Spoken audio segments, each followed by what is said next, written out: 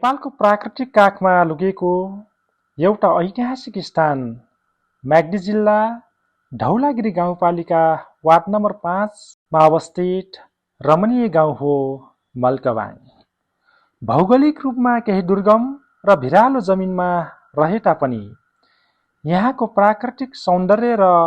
आदिवासी सभ्यता उत्तिकै धनी, मनमोहक र जीवन्त छ। यो त्यही गाउँ हो जसको मुख्य पहिचान नै अल्पसंख्यक छन्त्याल जातिको बाहुल्यता हुनु हो। परम्परागत रूपमा तामाहानी उत्खनन गर्ने क्रममा छन्त्याल समुदायका पुर्खाहरूले बसालेको यो ऐतिहासिक बस्ती आज आफ्नै मौलिक संस्कृति, वेशभूषा, पाहुना सत्कार र सामाजिक एकताका लागि जिल्लाकै नमुनाको रूपमा चिनिन्छ। समयको परिवर्तनसँगै खानीहरू बन्द भए, रोजीरोटीका लागि खेतीपाती र पशुपालन हुँदै मल्कबाङका छन्त्यालहरू वैदेशिक रोजगार र त्यसपछि सहरी क्षेत्रमा बसाइ सराइ गर्न थाले। यसै क्रममा आफ्नो पुर्ख्यौली जग छोडेर राजधानी काठमाडौँ आइपुगेका मल्कबाङवासीबीच आफ्नो भाषा, संस्कार,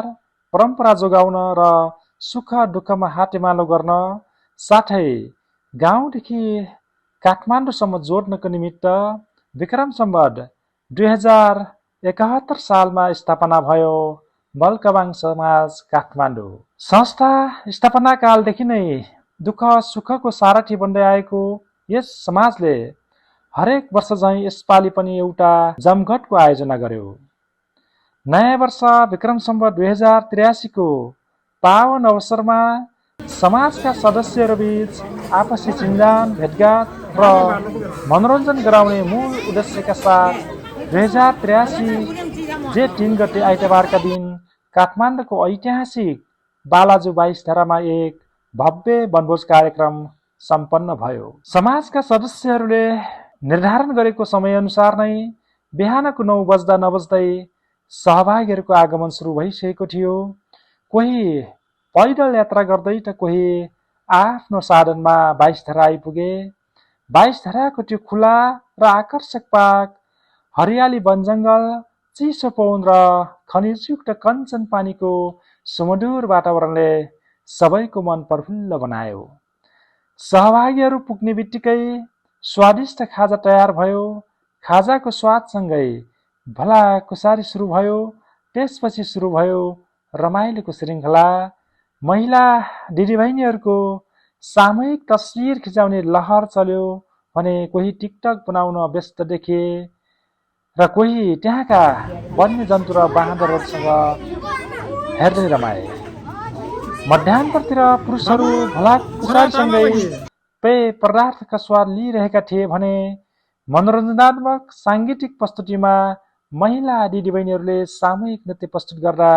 वनभोज स्थल गुन्जयमान बनेको थियो।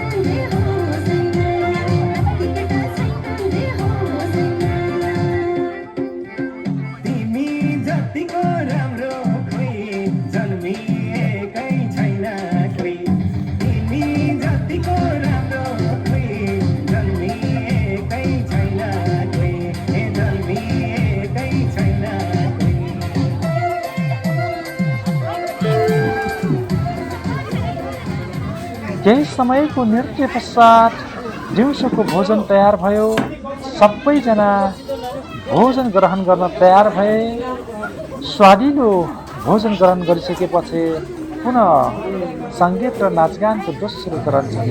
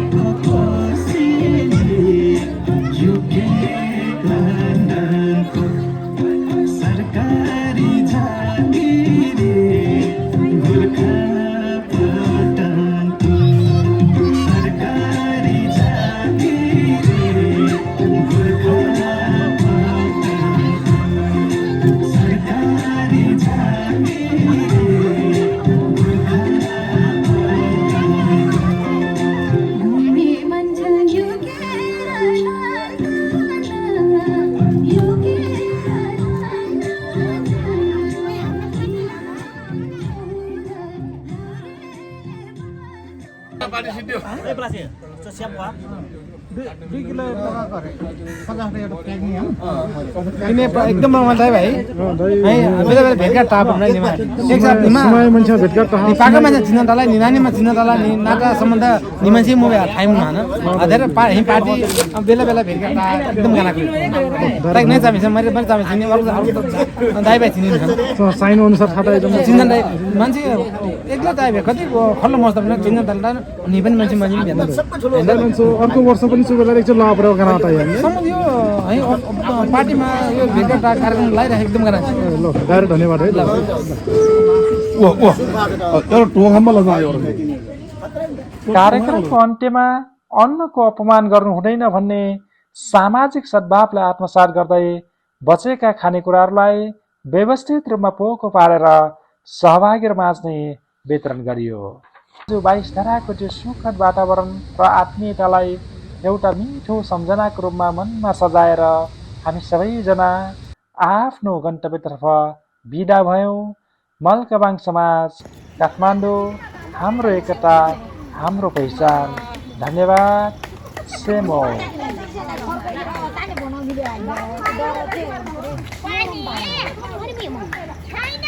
मल्काबाङ समाज छ पिकनिक चाहा एकदम घाँटाइ रमाइलो पनि लाग्यो हल्का फुल्का तर समय चाहिँ नि वर्ण काठियामा चाहिँ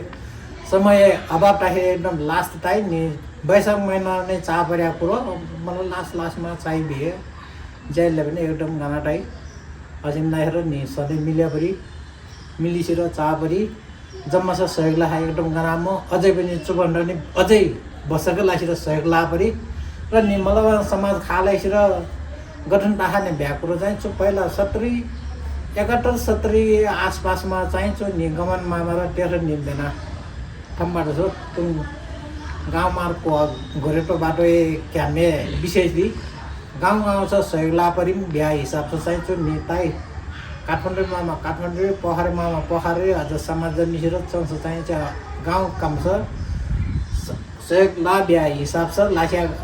जमिस्या कुरो नि चु चाहिँ बिजी फेरि माझ्यामा र टो फेरि अब नयाँ सुरुटातिर पनि टो लगभग 3 साल पुरा लागेर 4 चली गई मु ठिक मु एकदम गरामो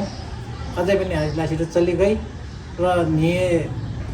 समाजले चाहिँ पहिला चाहिँ निसा खालेसेर बनाउने खालेसम्म टाने बिहा भन्दा पनि चु क्यामेबारे निसा सहयोग ला परि भिसेर गाउँ मिलिसेर सहयोग ला हिसाब छ एकचोटि एकमुष्ट पिन्ना हाँगा हिसाब ताखेर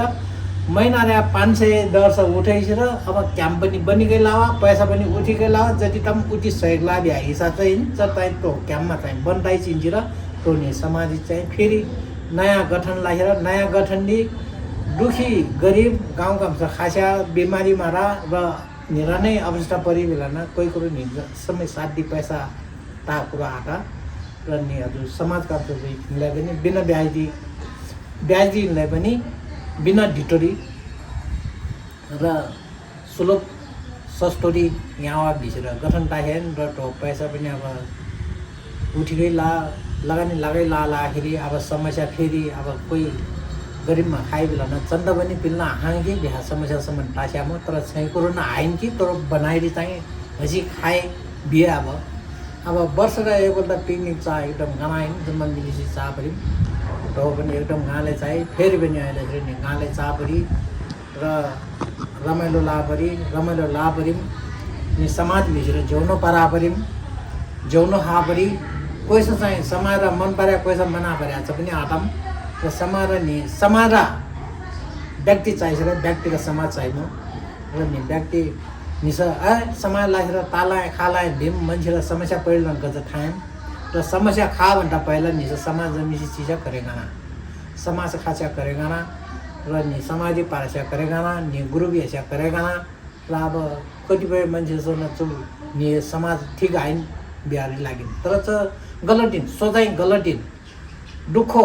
रि चाहिँ नि समाज आगे काम आरे सुखरी न सुमा बुलिसेर चिस्यामु